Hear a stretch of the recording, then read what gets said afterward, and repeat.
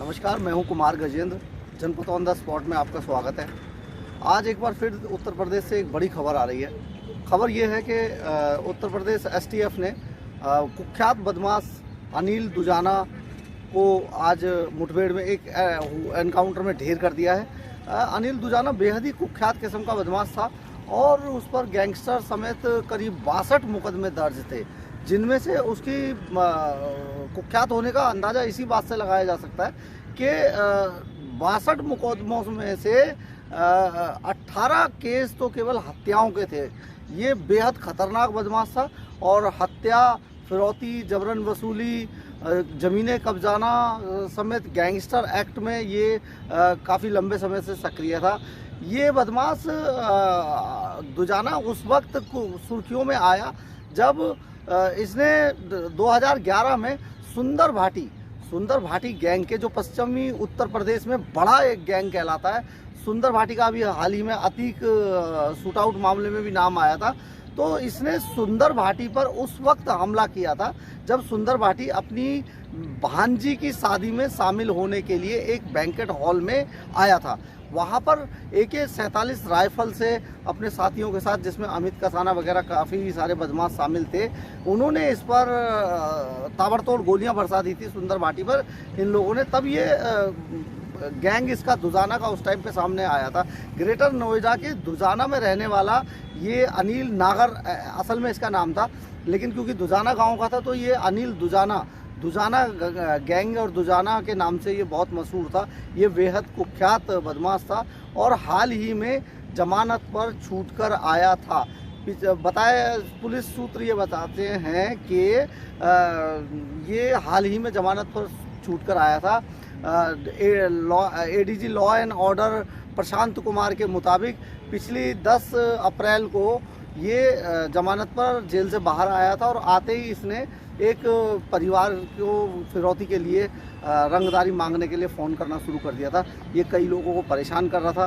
Police लगातार इसकी location trace कर रही थी और जो योगी आदित्यनाथ के पास जो पिछले दिनों एक बड़ी लिस्ट गैंगस्टर्स की, उत्तर प्रदेश में जो सक्रिय गैंगस्टर्स हैं उनकी जो एक लिस्ट भेजी गई थी, उस लिस्ट में इसका 62वां नंबर था।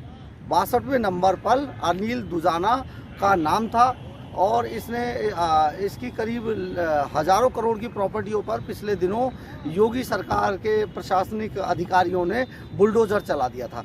जो ज़मीनें इसने अपने नाम और अपने बदमाशी के दम पर कब्जाई थी, उन पर इसने प्रशासन ने बुलडोजर चला दिया था।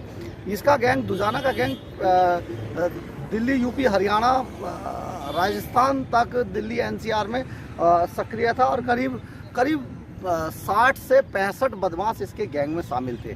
लेकिन ये दुजाना उस वक्त से ही नंबर 1 गैंगस्टर्स में आ गया था, शामिल था, जब से इसने सुंदर भाटी गैंग पर के सरगना सुंदर भाटी पर हमला किया था।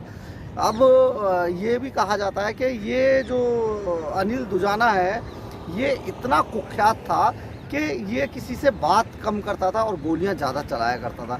इसलिए पुलिस को इस गैंग के जब इनपुट मिलने शुरू हुए तो बाकायदा पुलिस अधिकारियों ने इसमें सतर्कता बरतने के लिए भी अपनी टीम को कहा था कि सतर्कता बरती जाए, क्योंकि ये छूटते ही पुलिस पार्टी पर फायरिंग करना शुरू कर देता था। इसके जिस स्कॉर्पियो में, सफ़ेद रंग की स्कॉर्पियो में सवार होकर ये मुजफ्फरनगर से मेरठ की तरफ, बागपत से मेरठ की तरफ जा रहा था, उस टाइम पर इसके पास .32 की और .38 की 2 पिस्टल इसकी गाड़ी के अंदर मिली हैं और उन्होंने बाकायदा इसने पुलिस पार्टी पर देखते ही फायरिंग करनी शुरू कर दी थी, जिस वजह से पुलिस को भी जवाब में फायरिंग करनी पड़ी और फायरिंग में ये अनिल दुजाना मारा गया और इसकी कार वहाँ पर एक खंबे से टकरा गई, जिस वजह से अनिल दुजाना एनकाउंटर में ढेर हो गया। बाकी अनिल दुजाना के खिलाफ अभी पुलिस की कार्रवाई चल रही है। उसके और अन्य गैंग के लोगों को बुलाया जा रहा है और इसी तरीके से अनिल दुजाना समेत अब ये जो एक कयास लगाए जा रहे थे पिछले दिनों के, एक धर्म विशेष के बदमाशों को मारा जा रहा है, धर्म विशेष के बदमाशों को के एनकाउंटर किए जा रहे हैं, इस पर भी काफ़ी हद तक लगाम लगेगी, क्योंकि विपक्ष के पास अब ये मुद्दा रहेगा नहीं, क्योंकि अब अनिल दुजाना को एनकाउंटर में पुलिस ने ढेर कर दिया है और ये वो अपनी एक जो कहते हैं ना बदमाश का जो इलाज होता है वो गोली होता है, तो वो अपने इलाज को प्राप्त हो चुका है। धन्यवाद।